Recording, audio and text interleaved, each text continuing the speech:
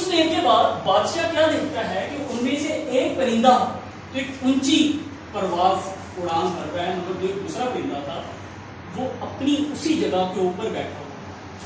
بادشاہ نے تھوڑی دیر اس چیز کو نوٹ کیا، اس کے بعد اسے تشویش ہوئی تو اس نے اپنے چند لوگوں کو بلایا کہ پتہ کرو یہاں سے کیوں نہیں اڑ رہے۔ انہوں نے بہت زیادہ کوشش کی اسے وہاں سے اڑانا چاہا، مگر اس نے کوئی بھی حرکت نہ کی۔ جب بادشاہ تھک گیا تو اس نے کہا اپنے وزیر سے، کیا تم کسی ایسے بندے کو جانتے ہو جو میرے اس مسئلے کو حل کر سکے؟ دکھنے میں بھی پرندہ ٹھیک ہے، یہ صرف اڑتا نہیں، کیا مسئلہ ہے؟ وہ کہتا ہے بادشاہ سلامت، میں آپ کو ایک ایسا بندہ دے سکتا ہوں جو آپ کے اس مسئلے کو چٹکی میں حل کر سکتا ہے۔ کہتے کیسے؟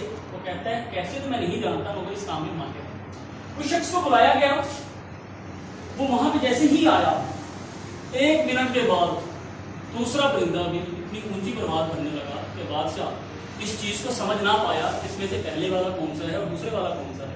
بادشاہ نے پوچھا کہ شخص تو نے ایسا کیا کر دکھایا کہ کسی وجہ سے یہ پرندہ اڑنے لگا؟ وہ کہتا ہے بادشاہ سلامت، میں نے صرف اس ٹہنی کو تھینک یو سو مچ، صحیح ٹائم پہ آپ نے انٹری دی ہے۔ وہ کہتے ہیں مجلس میں ہوتے تبھی میں سارا بات کروا دیتا، یہاں پہ ضرورت نہیں ہے۔